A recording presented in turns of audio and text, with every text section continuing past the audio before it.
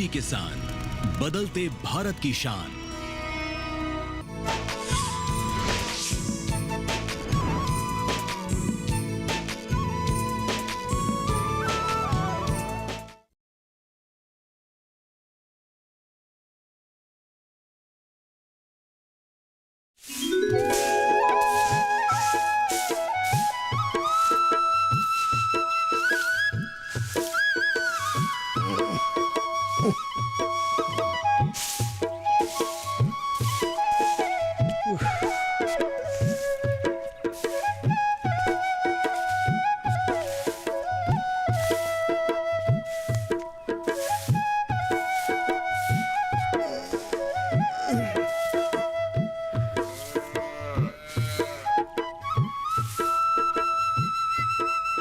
पीछे तार पर कुर्ता और गमछा रखे हुए हैं।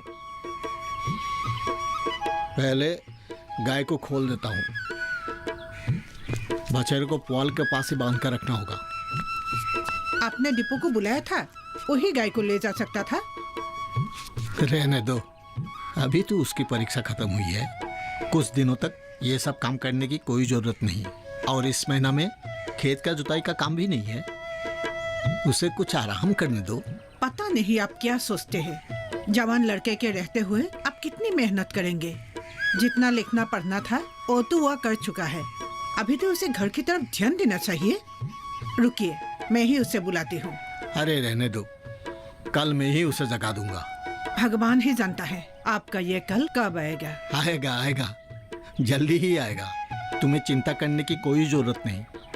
वो समझदार लड़का है, देखना खुद ही सारी जिम्मेदारी उठाएगा। जब तक तुम आंगन साफ करती हो, मैं बछेरे को ले जाकर बांध के आता हूँ। गौशाला का काम करने में तुम्हें आसानी होगी। आ रहा हूँ। तुम लोग सवेरे सवेरे इतना शोर क्यों मचा रहे हो? हाँ,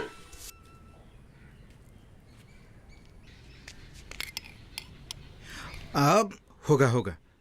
हमेशा इतना नाश्ता क्यों खिलाती हो? ज्यादा कहाँ दिया है? जवान लड़के को इतना नाश्ता तो करना ही चाहिए। गुड़ पिघल गया, चीनी नहीं है क्या? तुमने गुड़ को पिघलते कहाँ देखा है? पिताजी की थाली में गुड़ नहीं देख रहे हो? गंध ही अजीब लगती है। सिउरा, दूध, गुड़, नहीं तो पिसा हुआ चावल, ये सब खा खा कर तुम लोग को ऊब महसूस नहीं होता?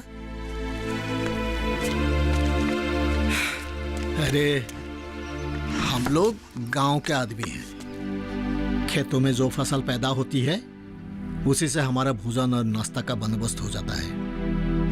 गुड़, तिल, दाल, हल्दी, अदरक जैसी चीजें अपने खेतों में ही पैदा होते हैं, और घर की बाकी जरूरत के सामान जैसे तेल, नमक मैं इस फसल को बाजार में बेचकर जुगाड़ कर लेता हूँ। जब पूरा साल के लिए घर में ही गुड़ मौजूद है तो बाजार में जाकर मुझे चीनी खरीदने का क्या जरूरत है? गुड़ की गंध मुझे पसंद नहीं है। सिउरा और पिसा हुआ चावल जैसी चीज भी मुझे पसंद नहीं है। तो फिर तुम्हें क्या खाना अच्छा लगता है? हम तो जीवन भर यही सब खाते रहे हैं, हमें तो कभी बुरा नहीं लगा। तुम लोगों को तो पसंद आएगा ही, इसका मतलब ये नहीं कि मुझे भी पसंद आएगा। बताओ तो, तुम्हें क्या खाना अच्छा लगता है? कहोगे तभी तो पता चलेगा। मेरे बस में होगा तो जरूर लाके दूंगा। आज यही खा लो। लाने की जरूरत नहीं है। मुझे पता है कि मेरे कहने पर भी तुम लोग वे चीजें नहीं ला पाओगे।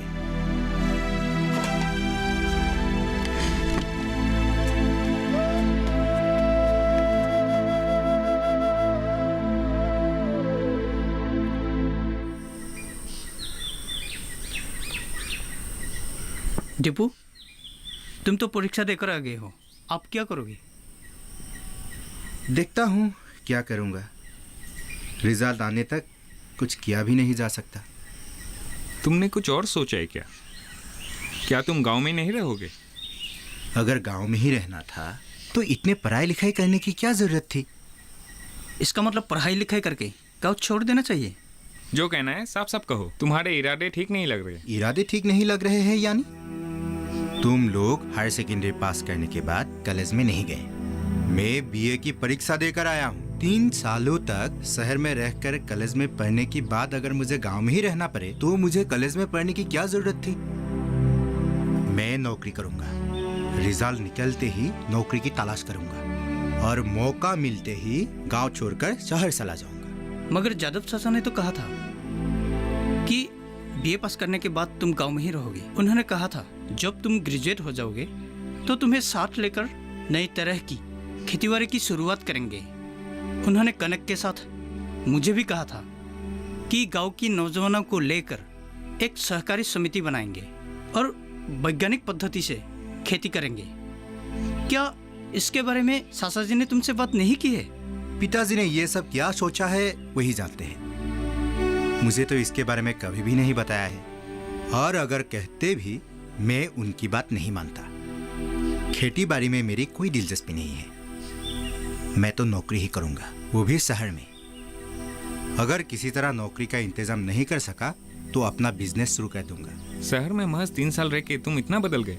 कॉलेज जाने से पहले तुमने कहा था कि तुम गांव लौट कर आओगे और इसे खुशहाल बनाएंगे। क्या तुम इन सारी बातों को इतनी जल्दी भूल भी गए? जब मैंने ऐसी बातें कही थी तब मेरी उम्र कम थी, तब मेरी सोच भी वैसी ही थी। शहर जाने के बाद मेरी आंखों के सामने एक नई दुनिया नजर आने लगी। मैंने बहुत नई बातें सीखी और मुझे कई नए अवसर नजर आए। 3 साल पहले वाले दीपक सेकिया को अगर तुम लोग या पिताजी ढूंढ रहे हैं, इसमें गलती किसकी है, ढूंढने वालों की या मेरी? मुझे अफसोस है कि तुम लोग जो सहकारी समिति बनाने वाले हो, मैं उसका सदस्य नहीं बन पाऊंगा। मैं खुद अपना भविष्य बनाना चाहता हूं। तुम लोग बुरा मत मानना। तुम इसके बारे में एक बार फिर सोच के देखना। पढ़ाई लिखाई करने के बाद अगर इसी तरह गांव के लड़के गांव को छोड़ते रहेंगे तो इस गांव की तरक्की किस तरह हो पाएगी? ये सब मैं नहीं जानता। दुनिया बहुत आगे बढ़ चुकी है, समझे? तुम लोगों को क्या समझ आएगा?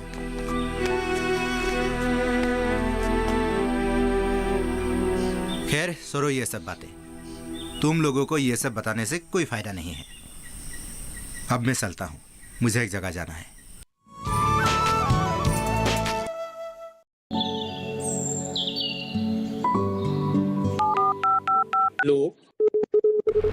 कार्यक्रम के पहले कॉलर जुड़ गए हैं कसम। इस बीच हमारे पास कुछ ईमेल्स भी आए हैं। सवाल पूछिए अपना। कैडेट में जो मकान पैदा करेंगे, इनमें कौन सी सावधानी बरतनी है? गर्म इलाकों के लिए आप HRM 99 इनसे आप कुछ फल ले सकते हैं। जैस्मीन के पेड़ पे जैस्मिन फल निहाय। उसको पूरी खुली धूप चाहिए। फसल में कीट लगा हो या कोई बीमारी, पशुपालन में हो कोई दिक्कत या चाहिए कोई जानकारी, फोन उठाइए, नंबर मिलाइए और कहें हेलो किसान।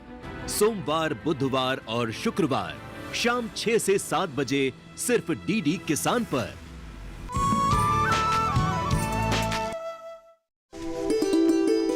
नाश्ता परोस दिया है, खा लीजिए। आ रहा हूँ। पहले कपड़े के गठरी को बांध लूं। पिताजी। निद्रा बेटी, दूसरी बैग लेके आओ तो। हाँ, ला रही हूँ।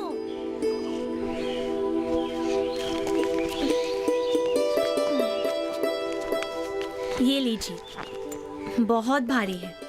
कल बाजार से कुछ नई सामान लाया था, इसलिए भारी लग रही होगी। पिताजी, आप ये काम और कितने दिनों तक करते रहेंगे? बेटी, तुम ऐसा क्यों पूछ रही हो? आप रोज साइकिल पर ये गठरी लादकर घसीटते हुए बस पर सवार होते हैं और फिर हाथ पहुंचकर ही आप ये गठरी खोलकर सामान बेचते हैं। दिन भर ग्राहकों का भला बुरा सुनते हैं और फिर शाम होने पर फिर से गठरी समेटकर आप बस पर सवार होते हैं। साइकिल धकेलते धकेलते आप जब घर पहुंचते हैं तब तक तो खाने का भी वक्त हो जाता है। पिताजी, ऐसे और कितने दिनों तक चलता रहेगा? बेटी, जब तक शरीर साथ देता रहेगा मेहनत करता रहूंगा। सारे खेत बंधक पड़े हैं, खेती तो कर नहीं सकता। यही व्यवसाय करते हुए गृहस्थी चला रहा हूँ। इसके बिना तो काम चलेगा नहीं। अरे, बंधक पड़े खेत को छुड़वाने के लिए कुछ तो कीजिए। अगर 4 बीघा खेत छुड़वा लिए जाएंगे तो सिर्फ खेती से ही हम लोग का गुजारा चल जाएगा। खेत छुड़वाने की बात मैं भी सोचता हूँ, मगर इतने सारे पैसों का इंतजाम मैं कैसे कर पाऊंगा? अच्छा बेटी, ये बैग दो। हाँ। हाँ। ठीक है। क्या हुआ?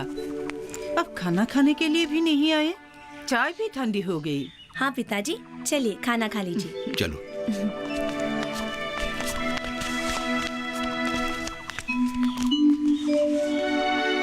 तुम कुछ कहना चाहती थी बेटी? खेत चुरवाने के बारे में, पैसे के बारे में मैं भी सोच रही हूँ। आपने पिछले साल बैंक में खाता खोला था ना? हाँ, खोला था। जनधन योजना का खाता था वो। मगर हमारे व्यवसाय में सरकार की तरफ से कोई मदद नहीं मिलती। खाता भले ही खुल गया, लेकिन उसमें पैसे नहीं है। पैसे नहीं है तो बैंक में खाता खोलकर क्या फायदा? इस तरह की योजनाएं धोखा साबित होती हैं। नहीं माँ, सरकार की किसी भी योजना में धोखा नहीं है। और ये जनधन योजना, ये तो हमारे देश के छोटे किसानों, व्यवसायियों आदि की मदद करने के लिए हमारी सरकार की तरफ से शुरू की गई एक बहुत ही कारगर योजना है। हमारे पिताजी भले ही किसी सरकारी योजना के अंतर्गत काम नहीं करते, फिर भी वे अपने कमाई का छोटा सा हिस्सा जनधन खाते में जमा करवा सकते हैं। इस तरह के बचत के पैसे से खेती बाड़ी, व्यवसाय आदि का काम शुरू भी की जा सकती है। और पता है माँ, इसके लिए बैंक की मदद भी मिल सकती है। क्या तुम सच कह रही हो? अरे मैं झूठ क्यों बोलूंगी? इस तरह की योजनाओं के बारे में अखबारों में आए दिन छपती रहती है और टीवी पर भी इन योजनाओं के बारे में बताया जाता है। तुम ठीक ही कह रही हो बेटी। मैंने भी इस तरह की बातें सुनी है। काफी दिनों से एक टीवी खरीदने के बारे में सोच रहा हूँ। घर में टीवी रहेगा तो इस तरह की उपयोगी जानकारियां मिलेंगी और घर में तुम लोगों का समय भी कट जाएगा। अभी टीवी खरीदने की कोई जरूरत नहीं है। आप आज से ही जनधन खाते में थोड़ा थोड़ा पैसा जमा करना शुरू कर दीजिए। पहले खेत चुरवाना है। जब खेत हमारे पास होगा तब किसी और चीज के बारे में सोचेंगे। और हाँ, आजकल टीवी किस्त देकर भी खरीदा जा सकता है। तुमने बिल्कुल सही कहा बेटी। ये लो 500 रुपए, ये मेरी कल की कमाई है। ठीक है। इसे बैंक में जमा करवा देना और पासबुक मेरे सिरहाने के नीचे रखा है, ठीक है? आप देखते रहिए पिताजी, हम लोग इस साल बंधक पड़े खेत को छुड़वाने में जरूर कामयाब होंगे। अगले साल से हम हमारे खेत में आधुनिक तरीके से फसल पैदा करेंगे। तब आपको बाजार जाकर इस तरह मेहनत करने की कोई जरूरत नहीं पड़ेगी। क्या सचमुच ऐसा एक दिन आ सकता है? आएगा माँ, जरूर आएगा। सरकार की ऐसी योजनाएं हम जैसे लोगों की तरक्की के लिए ही हैं।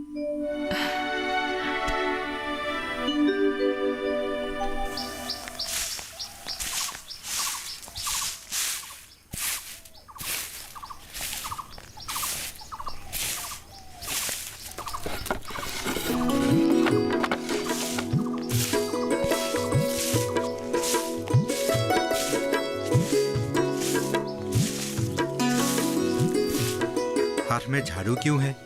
देख नहीं रहे, सफाई कर रही हूँ। किसके लिए पगथली को बुहार रही हो? ओह, किसी के बारे में सोचकर पगथली की सफाई तो नहीं की जाती। क्या तुम सचमुच किसी के बारे में सोच नहीं रही थी? क्या आप खुद नहीं जानते? बताओ तो, पगथली को बुहारते हुए तुम किसके बारे में सोच रही थी?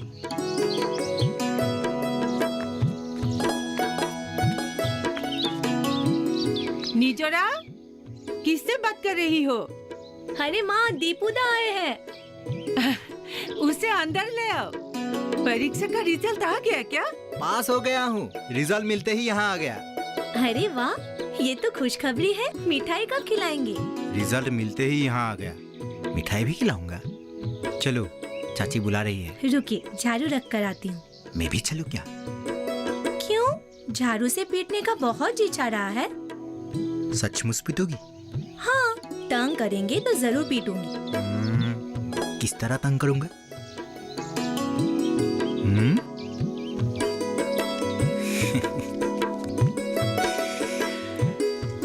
आओ आओ, बैठो।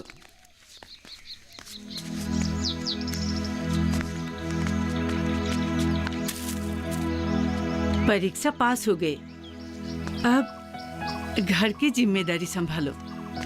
मैं गांव में नहीं रहूंगा। गांव में नहीं रहोगे यानी? इतनी लिखाई पढ़ाई करने की बात अगर गांव में ही रहना पड़े तो ऐसी पढ़ाई का क्या फायदा? शिक्षा ग्रहण करने के बाद गांव में नहीं रहना चाहिए क्या? तुम समझ नहीं रही हो। मैं अब एक बड़ी दुनिया में निकल कर जाना चाहता हूँ। हमारा गांव एक छोटे तालाब की तरह है।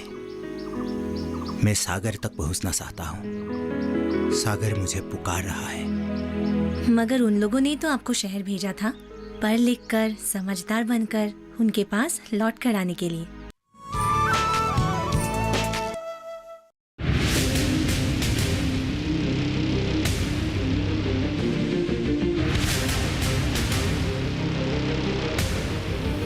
जब तपती है धरती, सूरज उगलता है आग, ठंड में जब सर्दी जमा देती सबके हाल, सब छुप जाते अपने अपने घरों में, तब बाहर निकलता सिर्फ एक इंसान, भरने के लिए हम सबका पेट, खून को पसीने की तरह देता बहा, थक जाता, झुलस जाता, हो जाता बीमार, तब उसकी सेहत का ध्यान रखता सिर्फ डीडी किसान।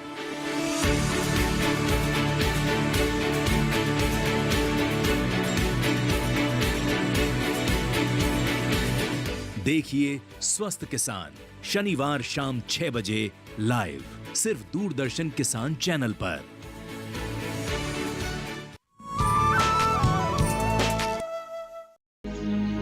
समझदार होने की वजह से ही तो छोटे दायरे से निकलकर दुनिया देखना चाहता हूँ। दुनिया का आधार तो अपना घर ही होता है। घर, परिवार, समाज, गांव, इन सबको छोड़कर आप कौन सी दुनिया को अपना बनाना चाहते हैं? जो लोग घर में घुसे रहते हैं उन्हें कुएं का मेंढक कहा जाता है। जो घर में रहते हैं वे कुएं के मेंढक नहीं हैं। अरे, घर में रहकर भी विश्व मानव बनना मुमकिन है। और भूपेंद्र ने भी तो घर में रहकर विश्व मानव बनने की सीख दी है, और अपने जीवन के जरिए उन्होंने खुद विश्व मानव बनकर दिखाया भी है। तुम बहुत बहस करती हो निजरा। दीपू ने कोई सपना देखा है, तुम क्यों इसके सपने में अड़चन डालना चाहती हो? अरे माँ, मैं अड़चन कहाँ डाल रही हूँ? मैं तो सिर्फ इनको यही समझा रही हूँ कि घर में रहकर भी विश्व मानव बनना मुमकिन है। निजरा, तुम्हारी ये बात भूपेंद्र जैसे अत्यंत प्रतिभाशाली व्यक्ति के लिए मुमकिन हो सकती है, लेकिन मैं अपने तरीके से अपने जिंदगी का राह बनाना चाहता हूँ। तुम भले ही मेरी बातों का मर्म नहीं समझ पाओगी, लेकिन बाद में इन बातों को जरूर समझ पाओगी। ठीक है, कब जाएंगी? पहले जाकर पता लगाऊंगा, उसके बाद ही तय करूंगा। तुम्हारी बातें तो समझ गई, मगर अपने माता पिता के अरमानों के बारे में भी तुम्हें ही सोचना होगा। मैं उनके बारे में भी सोच रहा हूँ। उनकी उम्र हो चुकी है, हमेशा मेहनत नहीं कर पाएंगे। जब तक मुझे नौकरी नहीं मिल जाती, उनको मेरे साथ शहर में भी नहीं रख पाऊंगा। तो फिर? माँ पिताजी मुझे शादी करने के लिए कह रहे हैं। उन्होंने ठीक ही सोचा है, लेकिन आपकी होने वाली पत्नी इस शर्त को कैसे मान लेगी? नई नवेले दुल्हन को गांव में छोड़कर पति का शहर में रहना उसे पसंद नहीं भी आ सकता है। जो सपना मैं देख रहा हूँ वही सपना मेरी पत्नी का भी हो तो? अगर नहीं हो तो? तब तो मुझे अपने सपने को दफनाना होगा। और उस लड़की के सपने का क्या? वो भी तो ये कह सकती है। मेरे सपने की लड़की के सपने गांव और परिवार को लेकर है। हम दोनों जीवन साथी बनकर अपने अपने सपने को मिलकर साकार करें तो? ये सब तुम लोग क्या कह रहे हो? हाँ।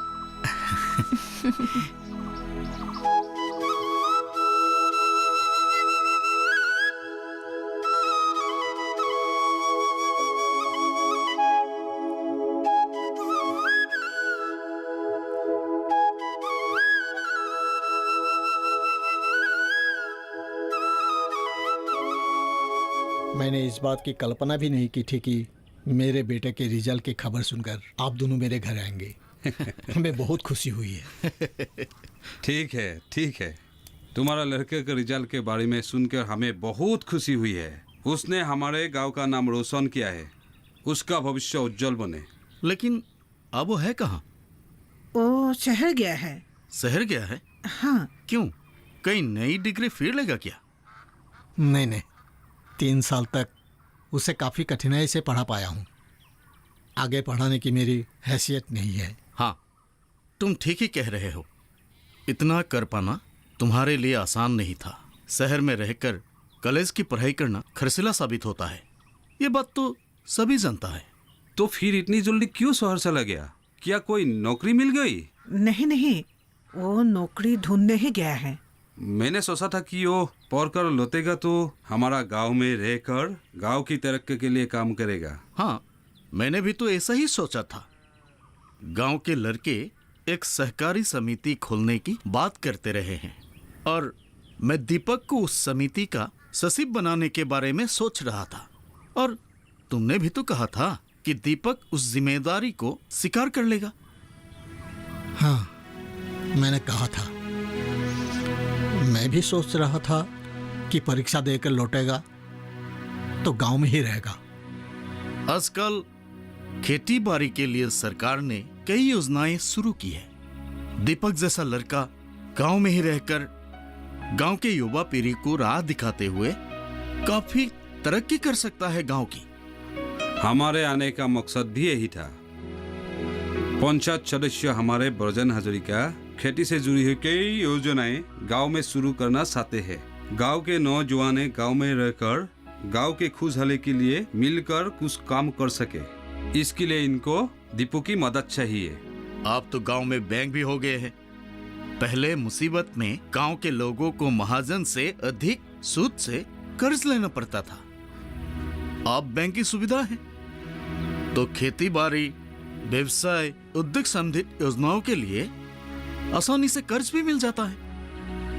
दीपक जैसे लड़के इस तरह की योजनाओं का लाभ उठाकर गांव के साथ ही राज्य, देश की तरक्की में योगदान कर सकते हैं। आप लोग जैसी बातें सोच रहे हैं मैं भी इसी तरह की बातें सोच रहा था। उसे कॉलेज भेजने के समय में मैंने कहा था कि लौटने के बाद उसे गांव की तरक्की के लिए काम करना होगा। गांव की तरक्की का मतलब राज्य की तरक्की, और राज्य की तरक्की का मतलब मुल्क की तरक्की।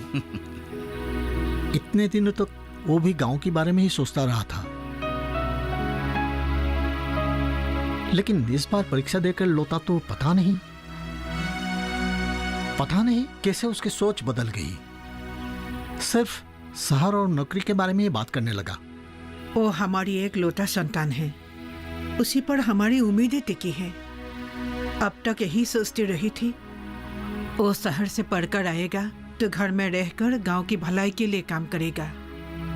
पता नहीं क्या हो गया, उसमें अचानक बदलाव आ गया। वो शहर जाकर नौकरी करने की बात दोहराने लगा। हमारे सपने को उसने अपना सपना मानने से इनकार कर दिया। कोई बात नहीं, वक्त बदल रहा है। दुनिया बदलने के साथ साथ लोग भी बदल रहे हैं। नई पीढ़ी में काफी बदलाव आ चुका है। हम अपने जमाने में अपने घर, परिवार, गांव, अंचल के बारे में सोचते रहते थे। सुख दुख में हम एक दूसरे के काम आते थे। आज की पीढ़ी के पास ये सब सोचने के लिए जरा भी फुर्सत नहीं है। लेकिन निराश होने की कोई जरूरत नहीं है। परिवर्तन तो प्रकृति का नियम है। गांव के लड़के शहर जाएंगे, देश विदेश जाएंगे, फिर अपनी जड़ के तलाश में गांव भी लौट कर आएंगे। पता नहीं आप क्या कहना चाहते हैं। मैं अनपढ़ हूं, अधिक समझ नहीं पाता हूं। जिस संतान को बुढ़ापे की लाठी समझ रहा था वही हमें छोड़ के चला गया। मेरी राय मानो तो उसका विवाह करवा दो, इससे पहले कि वो हमेशा के लिए शहर में बस जाए। घर से उससे जोड़ के रखने के लिए उसका विवाह कर देना ठीक रहेगा। हाँ, कलिता जी बिल्कुल ठीक कह रहे हैं। पत्नी गांव में रहेगी तो वो हर हफ्ते शहर से गांव भी आता रहेगा। हाँ, आप लोगों की बात मुझे भी जस रही है। लेकिन लड़की कहाँ मिलेगी? मेरी नजर में एक लड़की है। हाँ। तो फिर बात को आगे बढ़ाओ।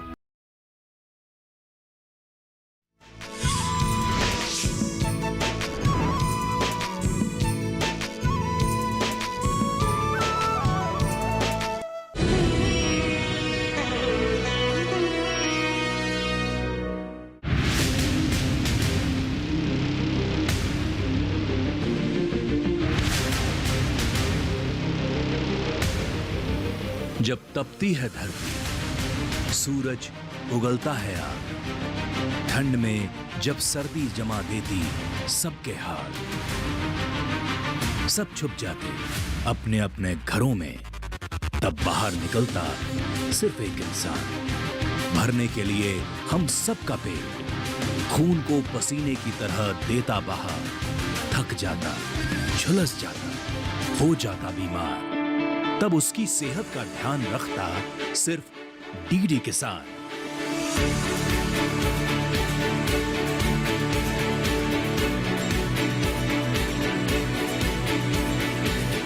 देखिए स्वस्थ किसान शनिवार शाम 6 बजे लाइव सिर्फ दूरदर्शन किसान चैनल पर।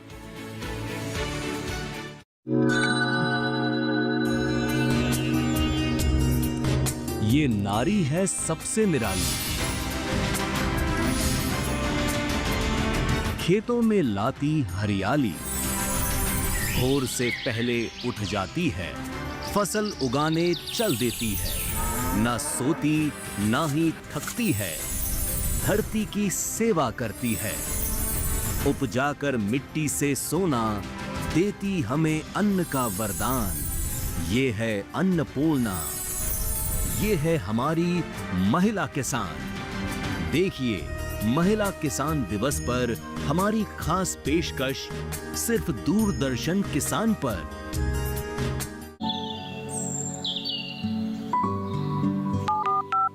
लोग कार्यक्रम के पहले कॉलर जुड़ गए होंगे। इस बीच हमारे पास कुछ ईमेल्स भी आए। सवाल पूछिए अपना। में जो मकान पैदा करेंगे इनमें कौन सी सावधानी बरतनी है? गर्म इलाकों के लिए आप HRM 99 इनसे आप कुछ फल ले सकते हैं। जैस्मीन के पेड़ पे जैस्मीन उसको पूरी खुली धूप चाहिए। फसल में कीट लगा हो या कोई बीमारी, पशुपालन में हो कोई दिक्कत या चाहिए कोई जानकारी, फोन उठाइए, नंबर मिलाइए और कहें हेलो किसान। सोमवार, बुधवार और शुक्रवार शाम 6 से 7 बजे सिर्फ डीडी किसान पर। जब अर्जुन संशय में थे, श्री कृष्ण ने दिया उन्हें अमृत ज्ञान। अब वही श्रीमद् भगवद गीता का दिव्य ज्ञान पूज्य श्री सुधांशु जी महाराज के वचनों में देखिए गीता ज्ञान अमृतम। गीता ज्ञान अमृतम। सुनिए सुनिए सुनिए, आपके गांव में फिर सजेगा प्रश्न मंच। आपके गांव में फिर सजेगा प्रश्न मंच।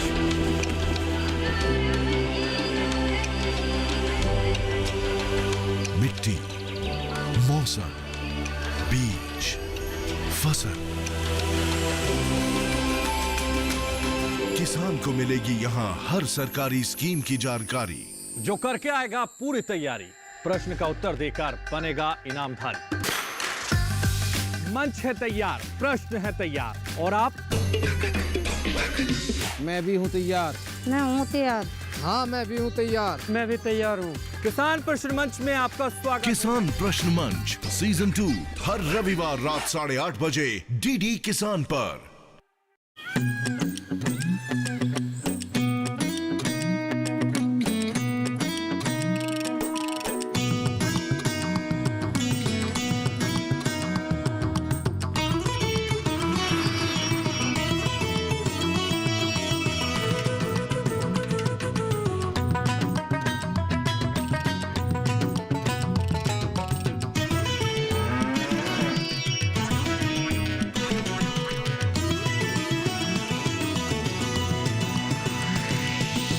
डीडी किसान बदलते भारत की शान। डीडी किसान, बदलते भारत की शान।